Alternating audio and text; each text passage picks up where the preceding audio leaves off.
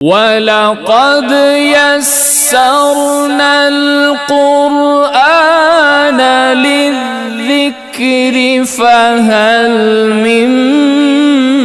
مُدَّكِرٍ۔ جن لوگوں نے ہجرت کی ہے ان کے لیے اللہ نے کیا انعامات رکھے ہیں،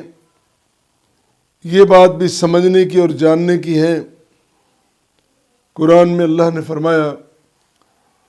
وَمَن يُهَاجِرْ فِي سَبِيلِ اللَّهِ يَجِدْ فِي الْأَرْضِ مُرَاغَمًا كَثِيرًا وَسَعَةً وَمَن يَخْرُجْ مِن بَيْتِهِ مُهَاجِرًا إِلَى اللَّهِ وَرَسُولِهِ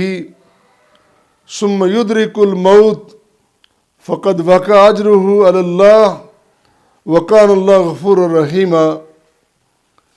سورہ نساء کی آیت مبارکہ نمبر 100 ارشاد ہوتا ہے کہ جو شخص ہجرت کرتا ہے فی سبیل اللہ، اللہ کے راستے میں، یجد فی الارض مراغما کثیرا وسعۃ، اس کے لیے زمین میں بڑی کشادگیاں ہیں، بڑی وسعتیں ہیں۔ اس لیے اس شخص نے اللہ پہ توکل کرتے ہوئے اپنا گھر، اپنا خاندان، اپنی جائیداد، اپنا مال سب کچھ چھوڑ دیا ہے، اللہ کے سپرد اپنے آپ کو کر دیا ہے، تو اللہ تعالیٰ نے اس کے لیے بڑے انعامات رکھے ہیں، بڑی وسعتیں رکھی ہیں۔ یہاں اگلی بات کرنے سے پہلے یہ بات جاننا بڑا ضروری ہے، ہر عمل کا دار و مدار نیت پر ہے۔ ہجرت بھی صحیح بخاری میں بڑی طویل حدیث ہے، بلکہ ایک نہیں کئی مقامات پر اللہ کا ارشاد، اللہ کے رسول صلی اللہ علیہ وسلم کا ارشاد گرامی ہے۔ فرمایا نمبر 1 صحیح بخاری کی پہلی حدیث، اس میں اللہ کے رسول صلی اللہ علیہ وسلم کا فرمان یہ ہے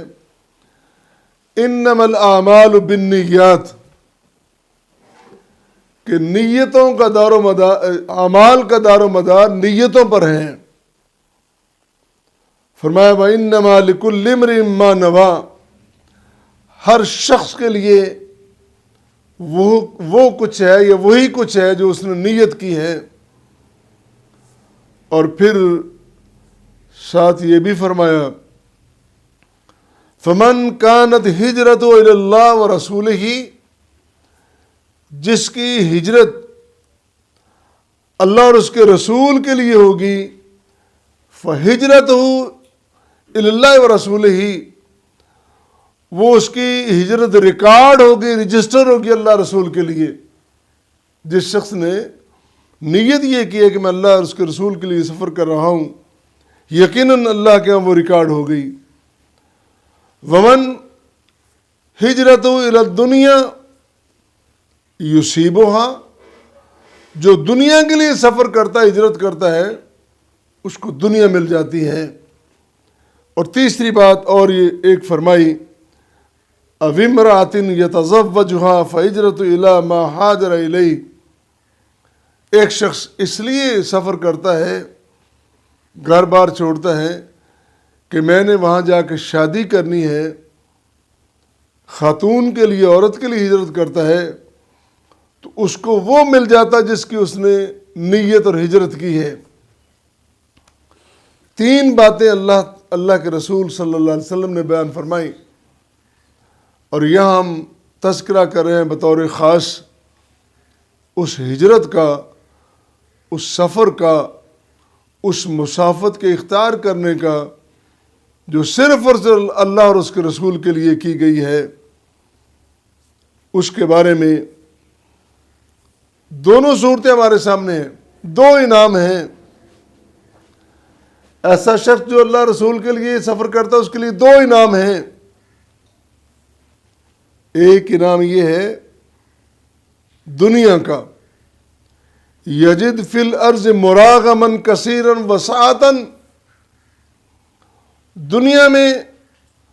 اس کو زمین کی وسعتیں ملتی ہیں، کشادگیاں ملتی ہیں، وہ بھوکا نہیں مرتا، جس طرح دیکھ لیں مکہ سے ہجرت کرنے والے جو بالکل خالی دامن ہو کے نکلے تھے، وہاں مدینہ منورہ میں جا کر کس طرح اللہ تعالیٰ نے ان کو بھائی چارے کی نعمت سے نوازا، ان کو انصار کی محبت عطا کی، ان کو انصار کے سارے وسائل مل گئے، اور کس طرح وہ کاروبار اپنا بھی کرتے ہیں، بلکہ مکہ میں وہ مظلوم تھے اور مدینہ میں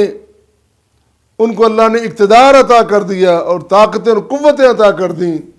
اور باقاعدہ مسلمانوں کو ریاست مل گئی، دنیا میں یہ انعام ملا، اور پھر آخرت میں فقد وقع اجرہ علی اللہ وکان اللہ غفور الرحیم، اور قیامت کے دن اس کا اجر، اس کا ثواب اللہ نے اپنے ذمہ لے لیا ہے کہ جس طرح تو نے دنیا میں مجھے راضی کیا، آج میں ذمہ داری لیتا ہوں کہ میں تجھے راضی کروں گا۔ اور کتنا وہ خوبصورت منظر ہوگا جب اللہ اپنے بندے سے کہے، اے میرے بندے، کوئی تمنا تیرے دل میں، کوئی حسرت تیرے دل میں، کوئی خواہش تیرے دل میں جو پوری نہ ہوئی ہو، بتا، میں جنت میں تجھے دیتا ہوں۔ بندہ کہے گا، اللہ، میں نے جو کچھ قرآن میں پڑھا تھا، جو کچھ میں نے حدیث میں پڑھا تھا، جو میں نے سنا تھا، وہ سب کا سب مجھے مل گیا، اور جو میرے تصور میں تھا وہ بھی مل گیا، بلکہ میرے تصور میں جو باتیں نہیں تھی وہ نعمتیں بھی مجھے مل گئیں، میں کیا مانگوں؟ تو دو انعامات، دنیا کا بھی اور آخرت کا بھی، اور ساتھ یہ فرمایا کہ جن میرے بندوں نے ہجرت اختیار کی اور اس میں کوئی کمی رہ گئی، اللہ اس کمی کو معاف فرمانے والا ہے، وکان اللہ غفورا رحیما۔ ایک بات، دوسری بات کہ جن لوگوں نے ہجرت کی نیت کی لیکن وہ ناتواں بچے ہیں، وہ کمزور عورتیں ہیں، وہ بے بس اور لاچار ضعیف مرد ہیں، نیت کے باوجود وہ نہ کر سکے، اللہ نیتوں کو جانتا ہے، وقان اللہ غفور رحیمہ، وہ بخشنے والا، رحم کرنے والا ہے۔